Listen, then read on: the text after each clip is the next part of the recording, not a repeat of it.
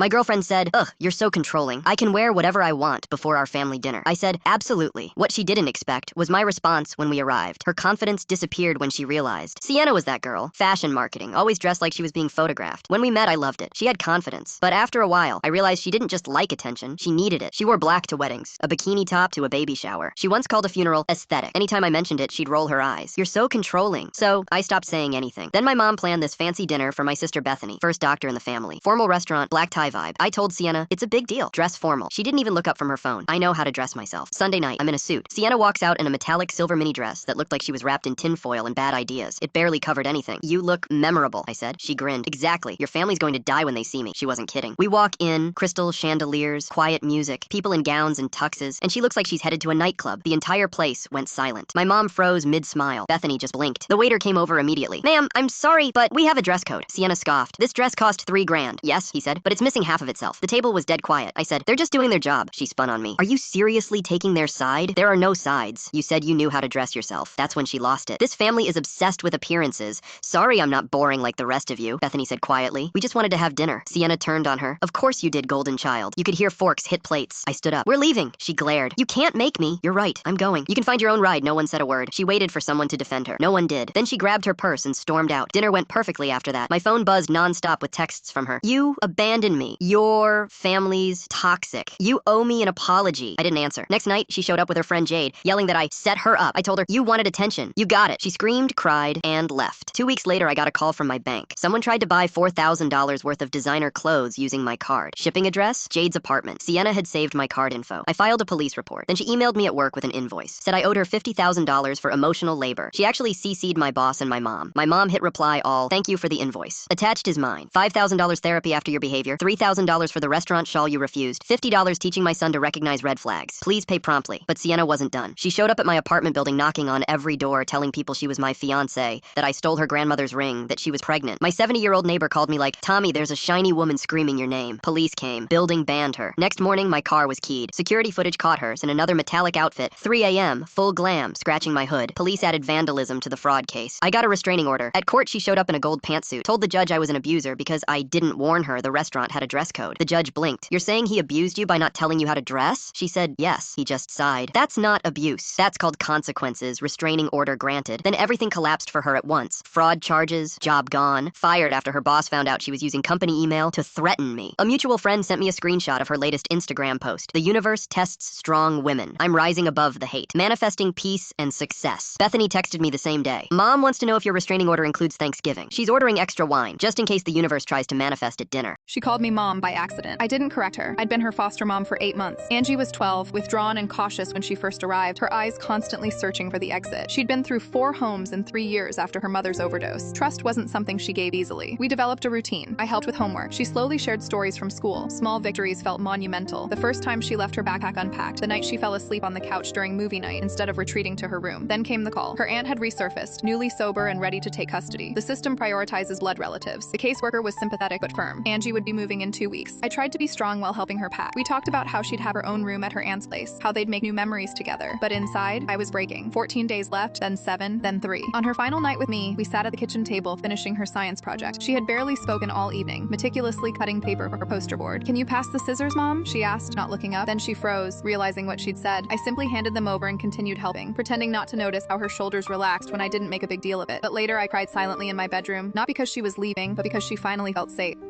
Have you ever lied to a teacher and actually made it worse? My friend texted during lunch that our English presentation was today, not next week. I'd barely started it. Panic hit as I realized this presentation was 25% of our grade, and my parents would kill me if I failed English. In desperation, I edited an old doctor's note from my phone, changing the date. When I showed Ms. Roberts, she seemed skeptical but accepted it. I thought I was safe until she said, "Your mother called this morning asking about the homework due next week. Funny, she didn't mention your appointment." Instead of coming clean, I doubled down. Said Mom probably forgot because she's been so busy. Ms. Roberts just nodded slowly, typing something on her computer. The next day, the school counselor pulled me from class. Turns out, Ms. Roberts was worried about my home situation. Thought my parents were too overwhelmed to keep track of my medical appointments. She'd scheduled a parent-teacher conference to discuss support options. So now my parents, Ms. Roberts, the counselor, and the vice principal all sat together while I explained why I'd forged a doctor's note, lied about my mother's memory, and made everyone worry about my home life. My parents grounded me for a month, and Ms. Roberts now gives me check-in cards to help me stay organized every single day.